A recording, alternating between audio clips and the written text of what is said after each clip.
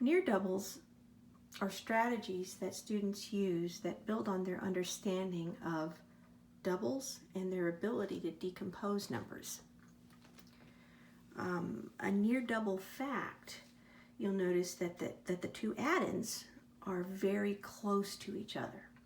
So here I have a concrete representation of 4 and 5, and I can see that 5 is very close to 4. Well, to compute this, if I take my understanding of doubles and decomposing, I can think about 5 as 4 and 1 more. My doubles I can immediately see here, 4 plus 4, and that's something I know, and then I add that 1 back in that I decomposed. So 4 plus 4 and 1 more is 9. So let me go ahead and record this thinking, because we always want to make that clear to students and connect the concrete with the abstract representation using numbers and symbols. So we had 4 plus 5, and I decompose that 5 into 4 and 1 more, and then I immediately see 4 plus 4 equals 8, and 8 plus 1 more equals 9. So I can also write it this way: 4 plus 4 plus 1 equals 9, my doubles, and 1 more, doubles plus 1. Students can also use a different way of thinking about this particular fact, this near doubles fact. And the strategy here would be doubles minus 1. So thinking about 4 and 5, I know 4 is really close to 5, and I can change that 4 to 5 by adding 1 more. Now I can see a doubles. I know 5 plus 5, which is 10, but of course I have to take that 1 away. And now I know that 4 plus 5 is the same as 5 plus 5 minus 1, which is 9. So to record that, 4 plus 5, and the way I record it is by no means the only way to do this. I'm just trying to make my thinking, or a student's thinking on this, clear. So I had 4, and I changed that by adding 1 so that it's 5. And 5 plus 5 equals 10. 10 minus 1, I had that 5 there and I took it back out, equals 9. And I could record that, of course, like this: 5 plus 5 minus 1 equals 9. My doubles minus 1. Students don't usually use that one. They're more comfortable using doubles plus 1. The next strategy, near double strategy I'm going to demonstrate is sometimes students will call it doubles plus 2. And here's an example of that. I've got 5 and 7. Okay. So I can see that they're reasonably close. They're 2 away from each other. So we have 5 plus 7. And I can, of course, decompose that 7 into 6 and 1. But if I move this here, oops, see doubles I know. 6 and 6 is 12. So 5 plus 7 is 12. So what I did was I moved this 1 over to 5 to change it to 6. A lot of stuff going on here. So this is the same as 5 plus 1, which makes 6. And then 6 plus 6 equals 12. So 5 plus 7, the sum is 12. I like to think of this as inside doubles.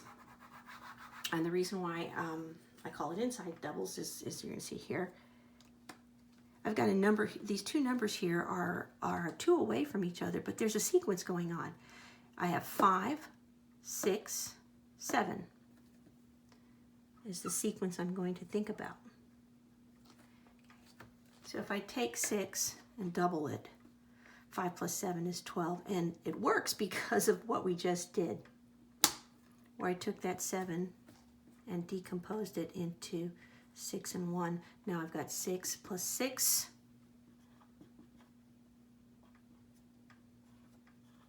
and that equals 12.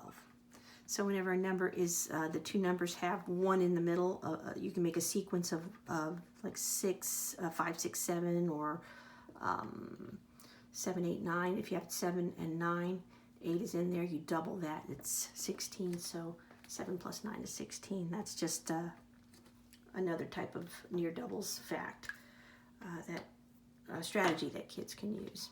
And that would be doubles plus 2, or inside doubles, because you're going to double the number that's in between or inside these two numbers in that sequence. So those are your near doubles facts.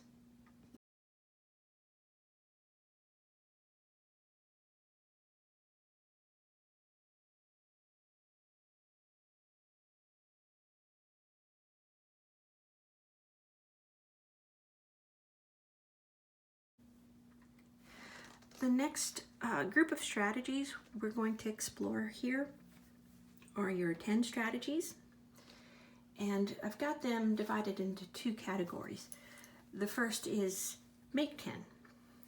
And with your make 10 strategies, those two add-ins add up to exactly 10. So it's your 10 partners.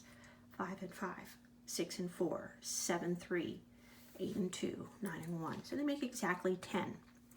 The next category is use 10, sometimes called bridge to 10, where you use that understanding of 10 and your ability to decompose, just like we did with doubles and near doubles, to find sums. So for this example, I'm going to use one add-in, which is 9.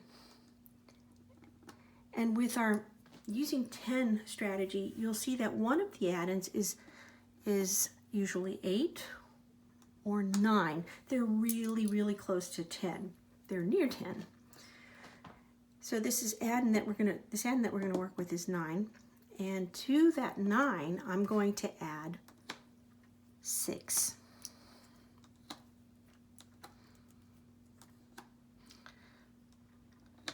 I've even heard this particular strategy referred to as fast 10, because I would make a fast 10. But I see that 9 is really close to 10. And if I decompose this 6 into 5 and 1, I can move 1 here to the 9.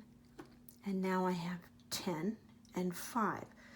So 9 and 6 is the same as 10 and 5, which is the same as 15. So to record this for students, because there's a lot of stuff going on here, and we always want to try to make their thinking, when we use abstract numbers and symbols, we want to connect the two representations, make the thinking very clear.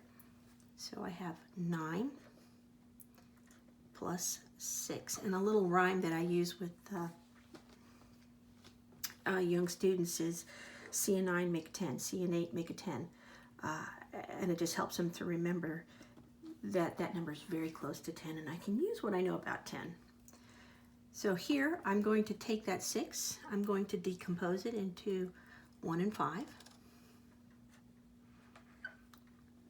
I'll move this 1 close to 9, C and 9 make a 10. And now I have 9 plus 1, which is 10. And then I add the 5. 10 plus 5 equals 15. And of course, to build on that idea of what equal means, I can write this as 9 plus 6 is the same as 10 plus 5 is the same as 15. This is not a run-on equation, because this is 15, this is 15, and this is 15, and they're all the same. So that is using 10.